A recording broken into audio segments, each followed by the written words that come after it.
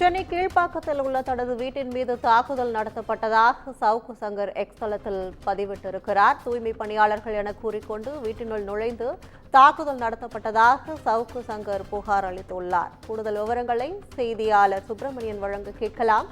வணக்கம் சுப்பிரமணியன், இந்த தாக்குதல் எதன் காரணமாக நடத்தப்பட்டது? விரிவான விவரங்கள்.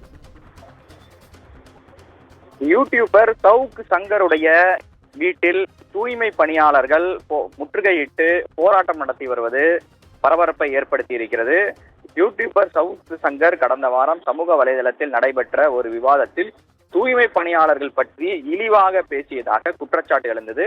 இதனால் தூய்மை பணியாளர்கள் 50க்கும் மேற்பட்டோர், சென்னை மாநகராட்சியில் பணியாற்றக்கூடிய தூய்மை பணியாளர்கள் 50க்கும் மேற்பட்டோர் சென்னை கீழ்ப்பாக்கத்தில் இருக்கக்கூடிய சவுக்கு சங்கருடைய வீட்டிற்கு சென்று முற்றுகையிட்டு போராட்டம் நடத்தி வருகிறார்கள். அது மட்டுமல்லாமல் அந்த போராட்டத்தில் ஈடுபட்ட சிலர் வீட்டிற்குள் அத்துமீறி நுழைந்து சவுக்கு சங்கருடைய தாயாரிடம் தரைக்குறைவாக இழிவாக பேசியதாகவும் வாக்குவாதத்தில் ஈடுபட்டதாகவும் பொருட்களை சேதப்படுத்தியதாகவும் சவுக்கு சங்கர் தனது எக்ஸ் தளத்தில் ஒரு வீடியோ ஒன்றை பதிவிட்டிருக்கிறார்.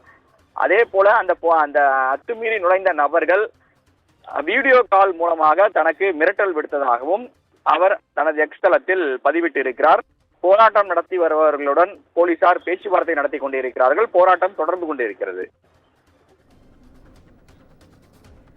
கூடுதல் விவரங்களுக்கு நன்றி.